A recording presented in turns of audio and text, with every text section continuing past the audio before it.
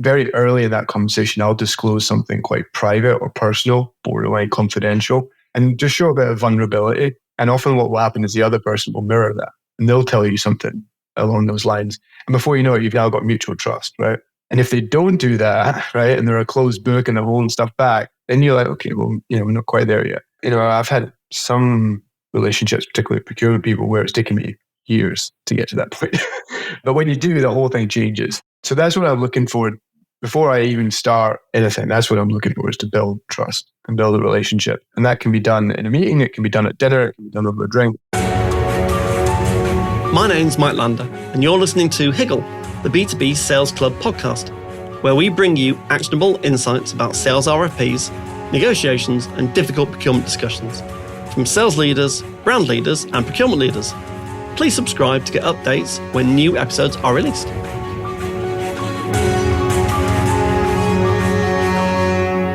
Craig, thanks ever so much for joining me on Hyble, the B2B Sales Club podcast. Great to have you. Yeah, thanks for inviting me, mate. Appreciate it.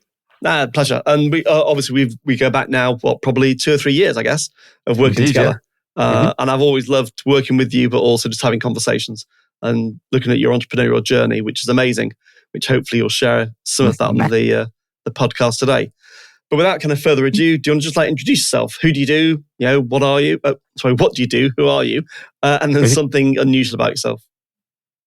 Yeah, sure. So my name is Craig Letton. I'm the CEO of a company called Hyble, and we're a marketing technology company.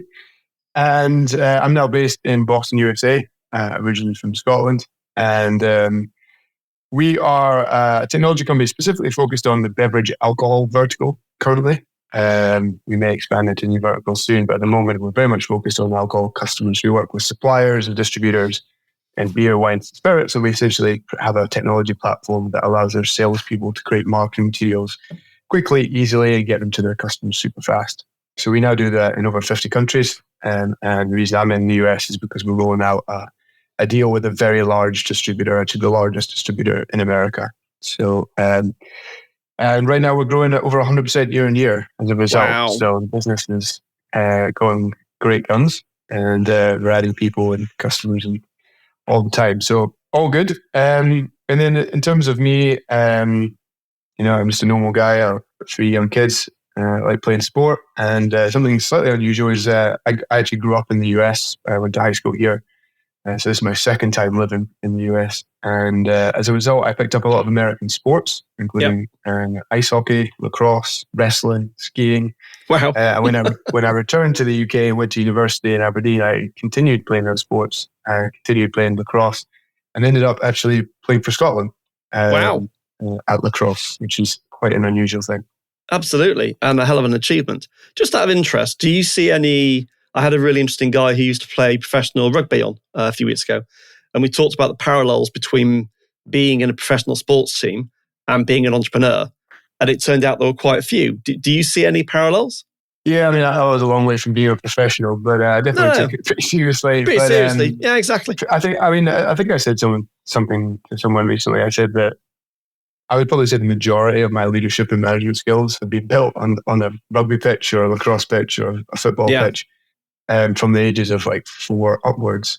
I didn't learn how to lead people in maths class at school. Right? No. I learned being a captain of a lacrosse team for 4 years. So I think it's one of the most valuable things you can do. And whether it's sport or music, whatever it is, working within a team at a young age, you learn those skills. It's super valuable. And it's just that discipline of showing up every day and preparing and practicing, training, and being able to perform under pressure. I think there's a ton of overlap. And, I still compete mountain biking, not so much anymore because I've got 3 young kids, but I still love that kind of competitive spirit. And I love competing at pretty much anything. So whether it's sport or business, to me, it's kind of the same thing. Exactly. Just before we get into the questions, if you don't mind, because obviously, as always, listeners, there's a couple of questions that we've kind of prepared. We'll have a discussion around. But just before that, slightly more ad hoc. Do you want to just give literally a minute or two on your entrepreneurial journey? Because it is slightly unusual where you came from, what you did, and kind of where you got to. Yeah. It's quite a long story, so I'll keep it as short as I can. But I mean, I came at this from I guess I spent the first 4 years of my career in a corporate world in sales and marketing for some big consumer goods companies. And the opportunity came up to take over the running of the family business, which at the time was a digital print business that my parents had founded 10 years prior. And so I took over the business in 2012 and spent the first 2 years kind of, sort of fixing it up and really focusing it on one specific vertical. So I shut down a lot of the business that wasn't even making money or just was a bit of a distraction. And after that 2 year period, I actually decided to buy the business. So I did a management buyout and took some money from the bank and bought the business from my parents and at full market value. And then I proceeded to pivot it pretty significantly. So I actually shut down the print operation, built out a technology team to build a software product to solve a specific problem that I'd identified myself when I worked for Kraft Foods. And just by pure coincidence, my father had actually built a software product that solved that problem. So I thought, well, if we can productize that and scale it, I believe we can sell it to global brands and expand this thing internationally. And that's exactly what we've gone and done. So we now work with people like Diageo, Bacardi, Ricard, Carlsberg, also Coors, and then most recently Southern Glazers in the US. So we've really taken that idea and just blown it up. So that's been over a 12-year run for me. So quite a long story, very short. But the business when I took over, I think we had 7 people. I think we did about 400 grand of revenue. Right now, I think we're about 110 people. This year we'll turn over £10 million.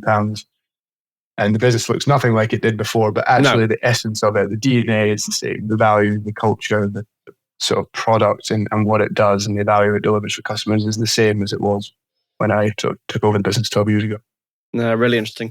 An amazing success story as well. I'm sure there's lots more to come in the future. So a couple of questions that we talk about. What are the 3 biggest reasons that you win RFPs, kind of like, slightly less formal client briefs? And what advice would you give to other salespeople? Yeah, so I mean, over that 12-year period, I've named some of the big name clients that we've won, right? And some of those are global contracts. And at the time, and arguably still, we're a small company from Scotland, right? So you're going up against some of the biggest companies in the world with, very well-trained professional procurement people and marketing people and so on. So you have to do something different if you're going to get in the door of these companies. Exactly, if you're going to persuade them to take on your technology. So, and not even just getting on the list, but winning. Getting on the list is one thing, but winning at that scale and given kind of the context, that takes something special. It does, yeah. I mean, and the most recent example of that is the deal that we struck with the biggest distributor of alcohol in the US and possibly the world. We haven't found anyone bigger. If we had, we'd be speaking to them. They'd used the same vendor for 15 years. And prior to that, they'd actually done this work in-house with their own people. And we were able to convince them over quite a long period, I think it was 3 years from start to finish, to move to a technology-based model and sort of move away from what they've been doing for literally 60 years, which was manually designing and creating all of their marketing content using graphic design teams, whether that was in-house or an agency doing it, and to a world where their sales reps could create this content themselves on the fly using our tech. And it's a pretty substantial change, right, in their business. It's enormous. And this is a $25 billion business, right? 25,000 people. So it's a huge change. That's a risk, right, for any large organization to make a change of that magnitude. So you have to be pretty competent at selling and being able to convince the client that you're able to make this change and successfully help them make that transition. So thankfully we were able to do that, but it took a 3-year period, 4 proof of concepts, an 18-month RFP against the current vendor and one other, a lot of meetings, a lot of time and effort. So, and now we're a year into the rollout. We've done 60% of the states, about 80% of the volume. And that's what's really grown our business so dramatically in the last year. But you have to have some special sauce really to be able to win these types of clients. And the only reason we were able to do that is because, well, personally, I had almost 10 years of experience of having done it already. Yes. and my team had as well. So we'd built on every experience, taken the learnings from the previous deal, rolled it into the next one. And we were just getting better and better and better. To the point when it came to have the biggest opportunity of our lives, we were able to successfully close that because we had all that experience, all that learning within our team. We kind of built that muscle. Obviously, we continue to build it now, and we haven't stopped learning, but we'd got to a point of proficiency where we could really kind of contend for these big deals very confidently. Very good. So do you want to just unpick a little bit some of those learnings? So, how do you win multi-million-pound deals with large global enterprises? What are the 3 to 5 things that you would say? I could probably talk about this all day long. You could. I definitely could. I could write a book about it, but you definitely. Maybe you will one day. Okay. But if I was to kind of narrow it down just to 3 things, I think the first one for me, which I would probably say is the most important one, is building relationships and building trust. Yes. Whether it's in a team or whether it's a relationship between 2 people, whether it's regardless of the relationship, whether it's customer supplier or husband wife or friend to a friend. Trust is the foundation of any great relationship. And if you don't have that, you've got nothing, in my view. So I put a huge emphasis on building trust from the very beginning. And that's a 2-way street, right? I'm trying to build mutual trust. Exactly. I trust them, they trust me. And my style kind of lends itself quite well to that. Like, I'm just naturally just a very open and honest and transparent person. That's kind of my default setting. I don't really have another setting. Yeah. So that kind of helps a little bit in terms of being able to kind of build those relationships quickly. But one thing I do kind of subconsciously now, but you could call it a technique, is that very early in that conversation, I'll disclose something quite private or personal, borderline confidential, and just show a bit of vulnerability. And often what will happen is the other person will mirror that, and they'll tell you something along those lines. And before you know it, you've now got mutual trust, right? Exactly. And if they don't do that, right, and they're a closed book and they're holding stuff back, then you're like, okay, well, we're not quite there yet. But I've had some relationships, particularly procurement people, where it's taken me years to get to that point. But when you do, the whole thing changes. There's been other relationships where we've done it in the first 5 minutes. So, so that's what I'm looking for. Before I even start anything, that's what I'm looking for, is to build trust and build a relationship. And that can be done in a meeting, it can be done at dinner, it can be done over a drink, whatever. But what's interesting, Craig, about that one thing is, and I've been talking a lot about this recently with lots of commercial leaders, is there's this thing about, I need to have like 100 clients in my prospect list, and then I get it down to like 30, and then some opportunities come up, and then we win a few. And what a lot of us were saying is, well, actually, you're better off building a few trusted relationships way before any deal's on the table. Make sure that you're front of mind, and then when the right deal comes up, your likelihood of winning is very high. And I think what you're saying is, you've grown through building lots of trusted relationships with very big brands. Yeah, over quite a long period of time. Over a long period of time. Yeah, and that's I think I've told this story before, but that's how we got into Southern Glazers. I think it was a 3rd or 4th degree of connection, but it was just building one person relationship, building trust, and so on and so on. And particularly if you zero into a specific industry, you get this kind of snowball effect because you're building this network. People move around different companies. If they trust you to deliver at company X, they're going to trust you to deliver at company Y, and you build a reputation. I think one of our former customers at Carlsberg said we were the best hidden secret in the industry or something like that. Like everyone kind of knew us. It wasn't something we were talking about, but you just build a positive reputation through building relationships, building trust, and doing what you say you're going to do. Right, that's what it comes down to. Exactly. Building trust and then not breaking it is pretty critical. And I think what I've found in RFPs or any kind of situation, really, whether it's with a supplier or a customer or a partner in a company, there's often just 2 lead people from either side. Occasionally 1 or 2 more, but usually just 2. And what you need to, during going through an RFP process or a legal process, there's the kind of day-to-day stuff where you've got teams of people working on things. But at the end of the day, there's typically 2 leads on each side. And what you have to have is the ability for those 2 people to have an open and honest conversation, so that when things get a little too intense down here, Yeah. You can escalate that up, and you guys can just have a direct conversation, sort things out. And I've had 2 of those in this week, right?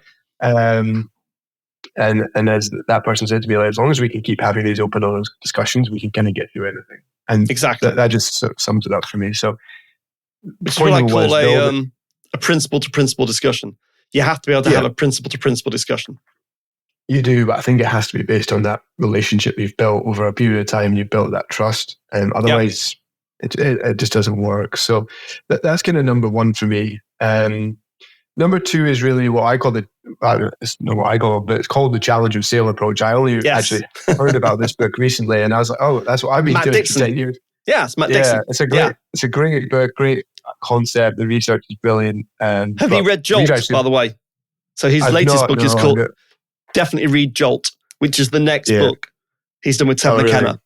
Really? Jolt, you'll love Jolt. If you love the challenge of sale, you'll love Jolt. Yeah. Yeah. When I sort of heard about it, I was like, oh, that describes our style perfectly. That's the style I've been using, and it's the style I've kind of been sort of teaching our team, and they've adopted, and they're now doing a brilliant job of using this. And it's really about having a need to have product, right? That doesn't rely on price as the sole competitive differentiation. Correct. Because then you're just a commodity, right? You are. And that's kind of where we've been really successful. Is it's why we've been able to win these big clients. Is we've done something completely different and done it in a different way that's more effective. So we're not just competing at the same level. We're actually competing in a whole new different world that is actually they are unable to compete against through strategic differences. Yep. And to give you an example of that, like all of the materials that are produced in our technology are printed by third-party printers. In the US, we have a couple of great partnerships and printers all over the country. And what that allows us to do is send that file automatically to as closest to the end destination as possible, have it printed locally and shipped locally. And what that means is we massively reduce the time, the cost, and the carbon in that order. Exactly. The competitor we were going up against, they owned their own print kind of location, and they were printing from one central location in the US, which means no matter what they did, they could not get that order to California or Florida faster than we could. We were printing in California or Florida. So that's a fundamental strategic difference that I designed it that way so that we could beat the competition, And you could, and the other one was the technology, right? You can't beat the technology if you don't have it, right? Yeah. But technology takes years to build, takes a lot of money to build. And if you haven't made those investments in time and money, you can't catch up overnight. You can't just boom, oh, we've got a competing product. So you have to have those fundamental differences. But kind of going back to the sort of challenger approach, the way that we kind of do it is in our team, I would describe our team as experts in this industry. We're experts at what we do in marketing technology, in point of sale, but we're also experts in the alcohol industry and how it works on an international level. And what that allows us to do is really consult with our clients as experts in this space. And so we're not selling to them. We're consulting with them, advising them. And really, at the end of the day, we're challenging the status quo that they operate in now. And quite aggressively challenging it, I would say, saying, by the way, like, what you do now, it isn't great. Here's all, when we did our big presentation to Southern, we had all the pain points of their current process and system, and we put them up on the board and knocked them off one by one. I mean, there was dozens of them. Yeah. So you always have to build up that understanding with the customer that actually what they're doing now isn't that great. It's actually a pain in many respects, either costing them money or using up a lot of resource and just a lot of time. And getting that kind of buy-in to say, actually, this isn't great. We want to do something different and we want to do it better. And then it's about showing them how you can do that using your product or service. How is this going to improve their business? How is it going to make them more money, save them money, take less time? And then showing them how you've done it already for other clients, right? Proving to them that you actually can do this and it's not just some rubbish that you made up. And then really de-risking that decision to choose you by providing this evidence of success and a track record of delivery. And there's a really great sales sort of trainer, coach called Andy Bounds. I'm not sure if you've met him. Really interesting guy. You'll find him on YouTube. He's got a great book called The Jelly Effect. And he talks about this principle in simple terms, where he's kind of like, taken from the customer doesn't care about you, right? Like they don't care about your history and your million clients, and how many countries you're in. They don't give a crap. All they care about is how are you going to make their life better, right? How are you going to improve their business, sometimes improve that individual's kind of role in that business. and how are you going to get them there, and how are you going to de-risk it?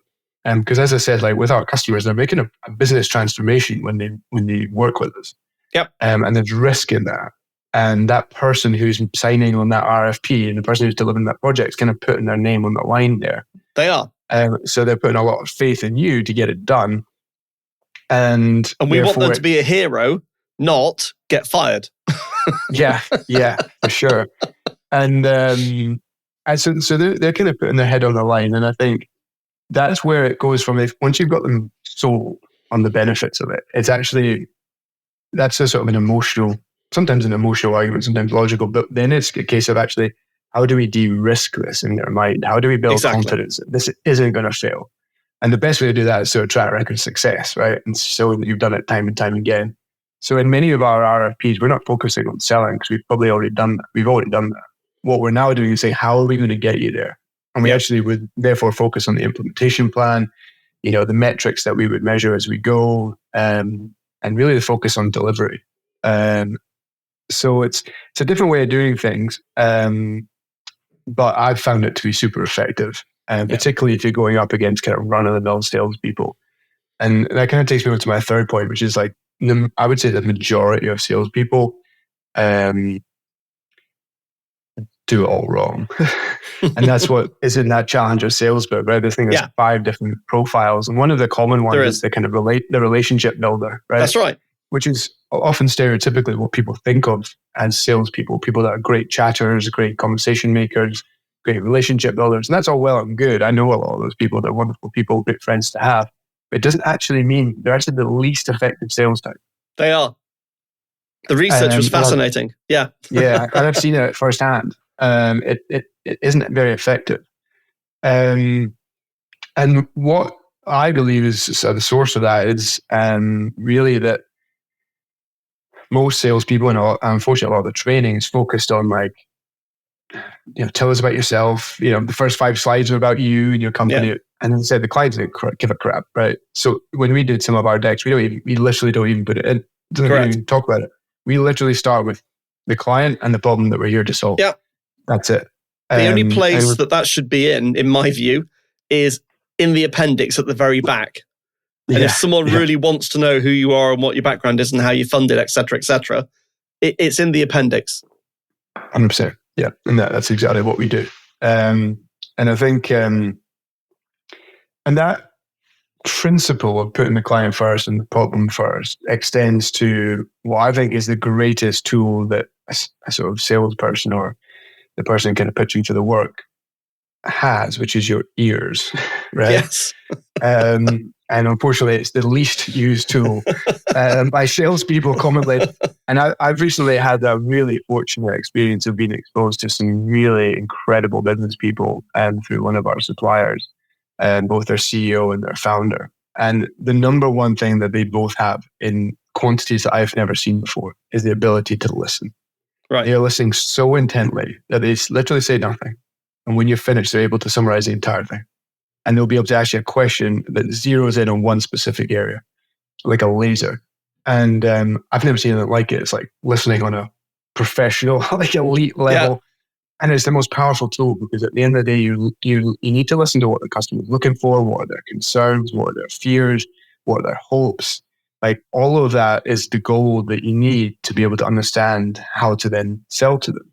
But if all you do is you talk to them and tell them what they need and tell them what they want, you have given them no ability to actually inform you. Exactly. It's like the dumbest thing ever, but that's where I think what have they tried that's failed?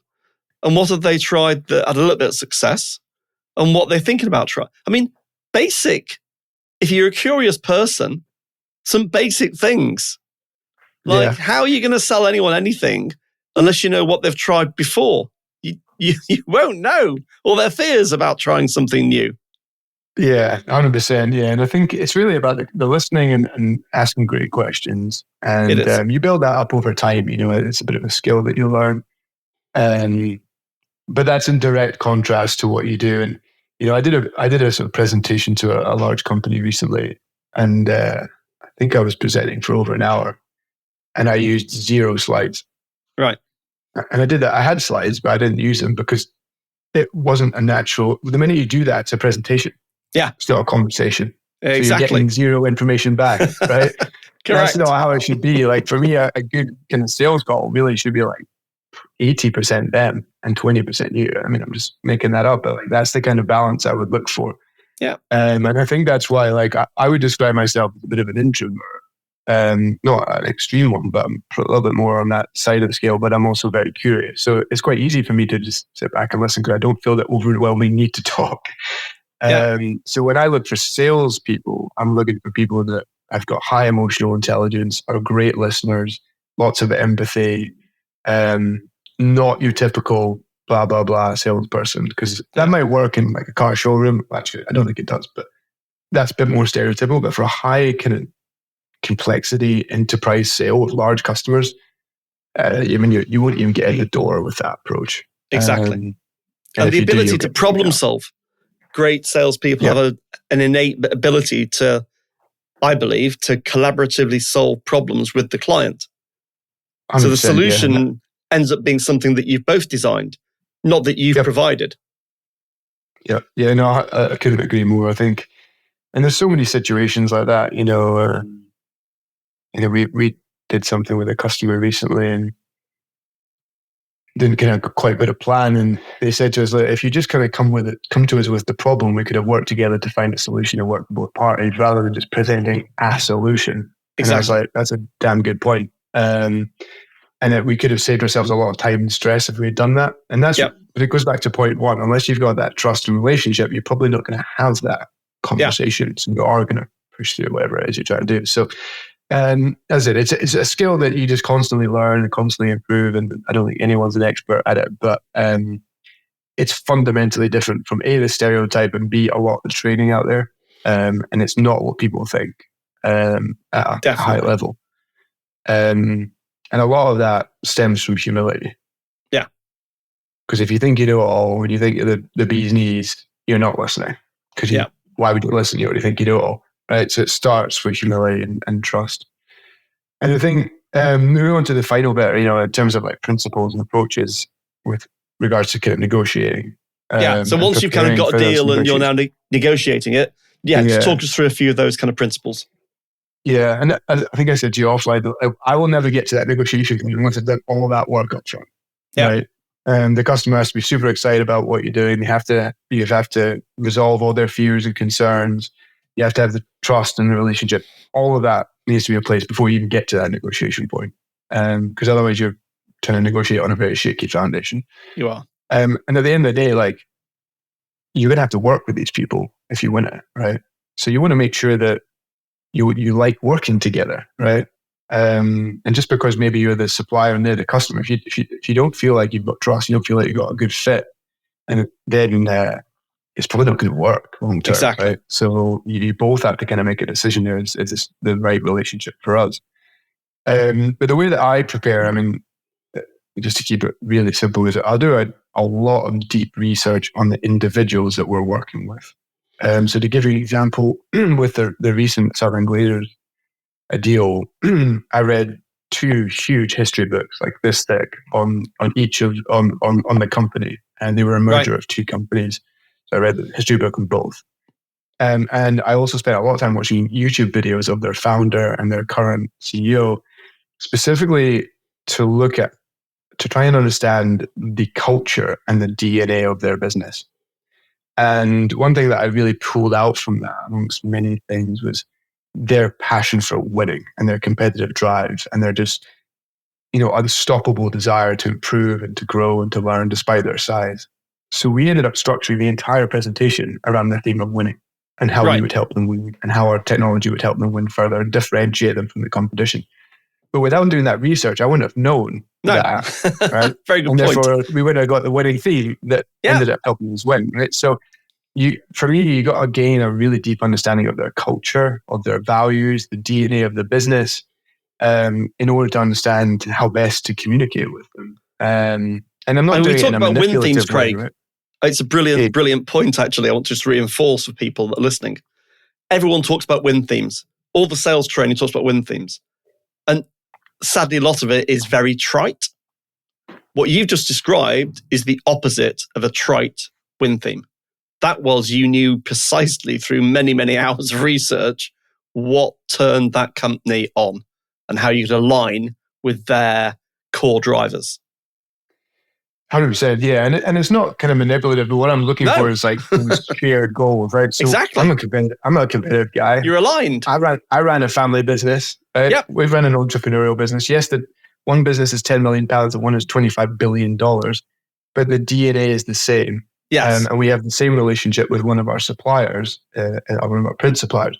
And if you share that DNA and you share the culture and the values, like, your chance of success is vastly superior. Yeah, you're virtually unstoppable. I arguably wouldn't do a deal if that wasn't there, or at least not sufficiently there. So understanding that and spending time and listening to them and just really understanding their desires and fears and concerns, and that's all about how you build that in. And it's a lot of it's subconscious and a lot of it's emotional, but and psychological.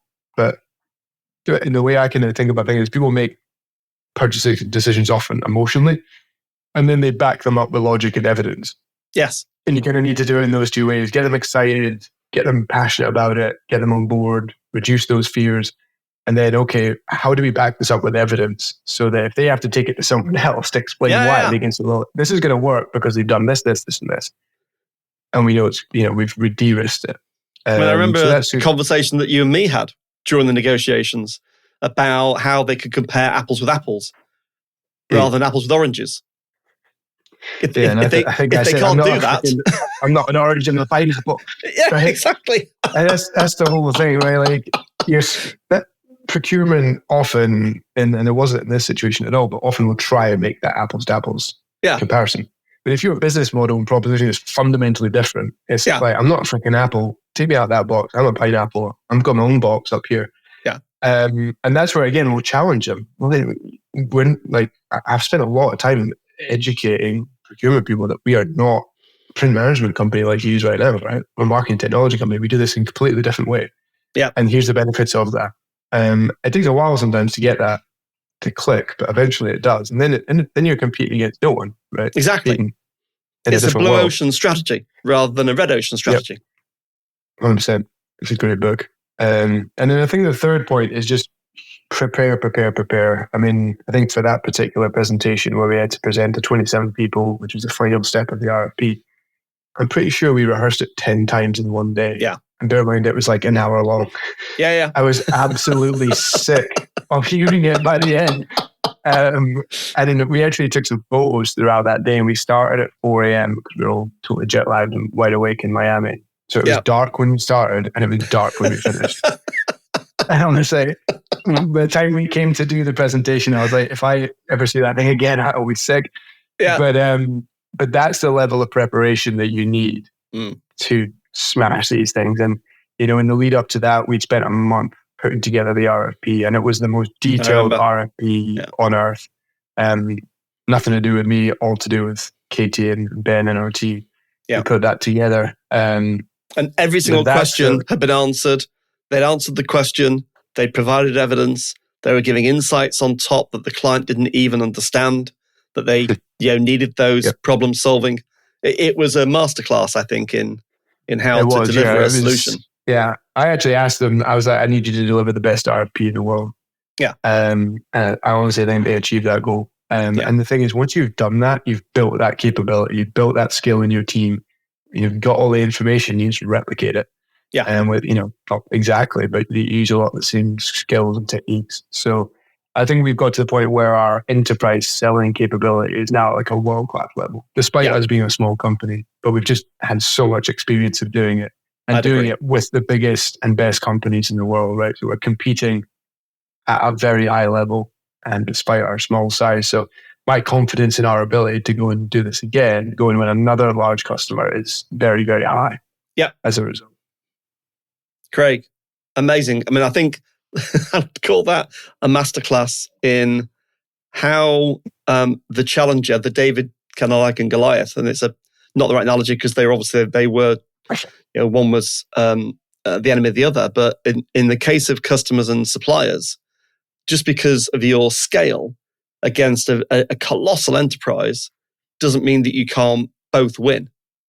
but you need very, very, very honed enterprise selling and negotiation skills to be able to do it. Or else you'll just fall at the first hurdle because you're not believable.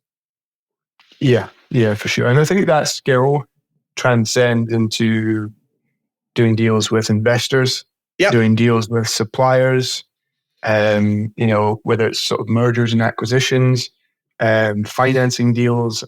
Exactly. Bringing them on employees. Like one of the things I say to people is like, particularly if you're the CEO, you're selling all the time. Yeah. Whether it's to any of those parties that I've mentioned, whether you're trying to persuade an employee to join your company, whether you're trying to persuade an investor to put money into your company, or whether you're trying to persuade a customer to work with you, the principles are actually all the same. They are. The stories you tell are often the same, and it comes from the same place. So it's just such a valuable skill to have. And I think I'm very thankful that I started my career in sales, and where you're at the front line of the business, you're hearing what customers need, understanding how to solve problems, and you learn every single day. If you're 8 sales calls a day, that's 8 attempts to get better. So I always encourage people to start in sales, start out in the field, learn your craft, and then one day you'll be doing multi-million-dollar deals. Exactly. Craig, it's been a real pleasure. Thanks ever so much for joining me. Yeah, thank you, mate. Appreciate it. And where can people find out more about you? So I'm a LinkedIn guy. I don't use social media outside of LinkedIn, so you'll find me there. My name is Craig, or Craig, as we say in America, Letton, Letton. And the company name is Hyble, and you'll find us at hyble.tech, TECH. Craig, it's been amazing. Thanks ever so much. Cheers, mate. Thanks for listening to Hyble, the B2B Sales Club podcast series with your host, Mike Lander. Please subscribe so that you'll catch all the next episodes.